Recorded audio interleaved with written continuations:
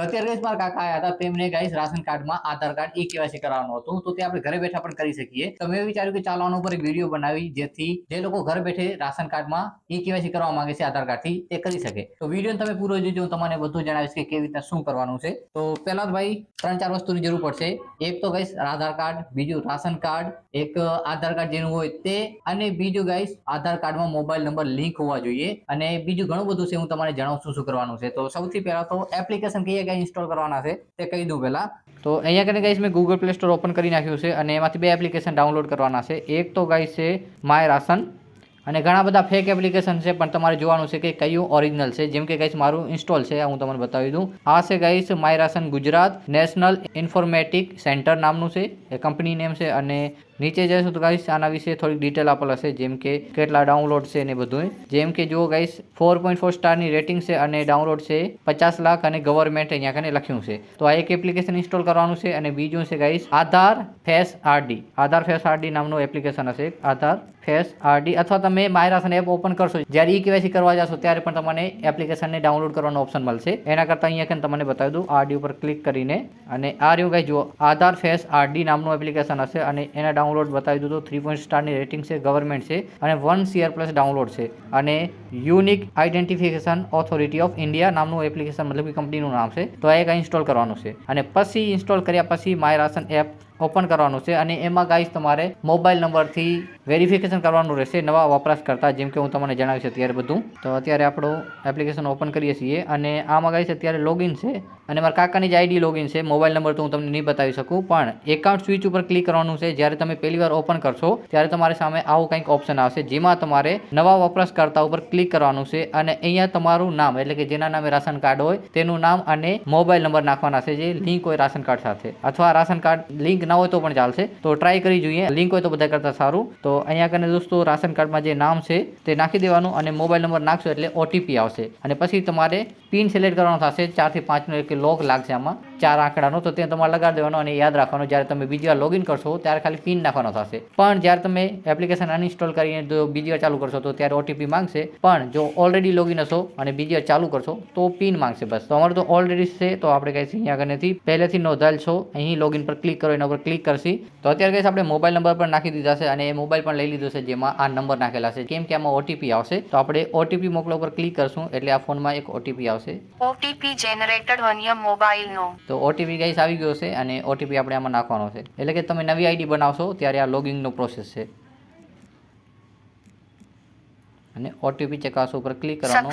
આપણે લોગિન થઈ ગયા છીએ આની અંદર. અને જો તમે પહેલી વાર એકાઉન્ટ બનાવ્યો છે તો તમારે રાશન કાર્ડ પણ લિંક કરવાનું થશે. એ કેવી રીતે કરવાનું છે તમને કહી દઉં. તો ઉપરની સાઈડ જે હોમ લખ્યું છે તેની બાજુમાં જે 3 પટ્ટીઓ છે તેના ઉપર ક્લિક કરવાનું, અને ગાઈસ નીચે પ્રોફાઇલનો ઓપ્શન જોવા મળશે, એના ઉપર ક્લિક કરવાનું. અને અહીંયા તમને ગાઈસ તમારું રેશન કાર્ડ લિંક કરો નામનું એક ઓપ્શન જોવા મળશે, તેના ઉપર ક્લિક કરવાનું. અને આમાં ગાઈસ રાશન કાર્ડના નંબર, અને રાશન કાર્ડમાં જેનો ગાઈસ આધાર કાર્ડ લિંક છે એ આધાર કાર્ડના દોસ્તો લાસ્ટના 4 આંકડા નાખીને ચેક કરી લેવાનું. એટલે કે જેના નામે હોય, અથવા વાઇફના નામે હોય, હસબન્ડના નામે હોય, પણ રાશન કાર્ડમાં જે રાશન કાર્ડના નંબર નાખી પછી 4 આંકડા ટ્રાય કરી લેવાના કે કયું કનેક્ટેડ છે, તો તમને ઓટોમેટિક ખબર પડી જશે. ઘરના કોઈ પણ આધાર કાર્ડ હોય તેના 4 આંકડા લાસ્ટના નાખીને ચેક કરી લેજો, અને તમે લિંક કરી લેજો. અને જો લિંક થઈ જશે તો તમને અહીંયા જોવા મળી જશે ઉપરની સાઈડ, તમે જુઓ લિંકેડ આરસી, એટલે કે રાશન કાર્ડ જે ઓલરેડી લિંક છે, પણ હું તમને નંબર નહીં બતાવી શકું, અને મોબાઈલ નંબર પણ નહીં બતાવી શકું. હવે ગાઈસ આપણે જશું બહાર હોમમાં, અને હોમમાં આવીને ગાઈસ હવે આધાર ઈ-કેવાયસી જે કરવાનું છે તેના ઉપર આપણે આગળ વધશું. જેમ કે ગાઈસ નીચે સ્ક્રોલ કરશો તો અહીંયા ગાઈસ નીચે આધાર ઈ-કેવાયસી લખેલ હશે, તો સિમ્પલી એમાં ક્લિક કરવાનું છે. અને નીચે ગાઈસ તમે જુઓ અહીંયા કને ડાઉનલોડ આધાર ફેસ આરડી એપનું ઓપ્શન મળી જશે. તમે એના ઉપર ક્લિક કરશો તો તમને રીડાયરેક્ટ કરી દેશે જે ઓરિજિનલ આધાર ફેસ આરડી હશે તેના ઉપર. તો અહીંયાથી તમે ઇન્સ્ટોલ કરી શકશો. ઠીક છે, હવે હું પાછળ જઈએ પાછા, અને અહીંયા કને જો નીચે ઉપર સૂચનાઓ મેં વાંચી છે તે વાંચી લેવાનું તમારે બરોબર રીતે. એમાં પણ તમને ખબર પડી જશે કે શું શું આગળ કરવાનું છે. એમાં પણ એ જ પ્રોસેસ આપી છે. હવે સિમ્પલી ગાઈસ ઉપરની સૂચનાઓ મેં વાંચી છે એના ઉપર ક્લિક કરીને પછી કાર્ડની વિગતો મેળવો ઉપર ક્લિક કરવાનું. અને અહીંયા કને ગાઈસ જો રાશન કાર્ડની વિગત આવી જશે, રાશન કાર્ડનો નંબર, અને પછી અહીંયા ગાઈસ જે આપણને કેપ્ચા દેખાડે છે તે કેપ્ચા નાખી દેવાનો છે.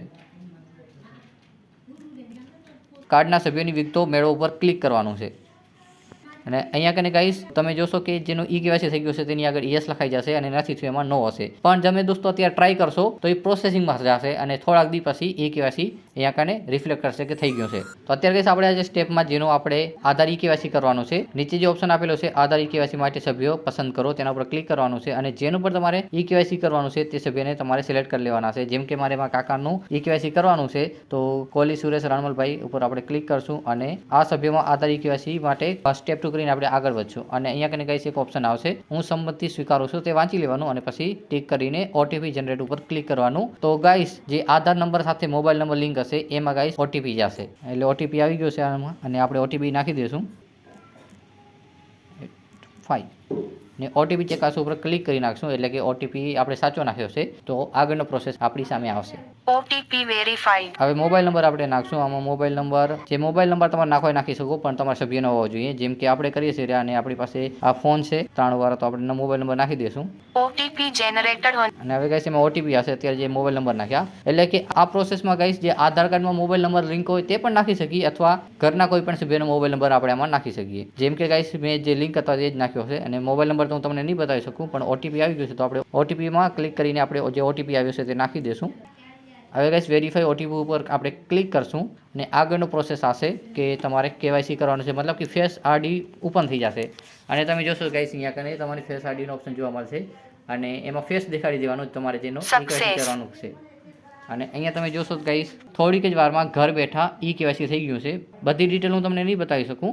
નીચે સ્ક્રોલ કરવાનું છે અને આની ઉપર ટિક કરીને તમારે વાંચી લેવાનું શું લખ્યું છે અને પછી મંજૂરી માટે વિગતો ઉપર ક્લિક કરવાનું. તમારે ગાઈસ આ બ્લર દેખાતું હશે ઘણું બધું કેમ કે તે ભાઈ સિક્યુરિટીનો ઓપ્શનથી આપણે તમને નહીં દેખાડી શકીએ.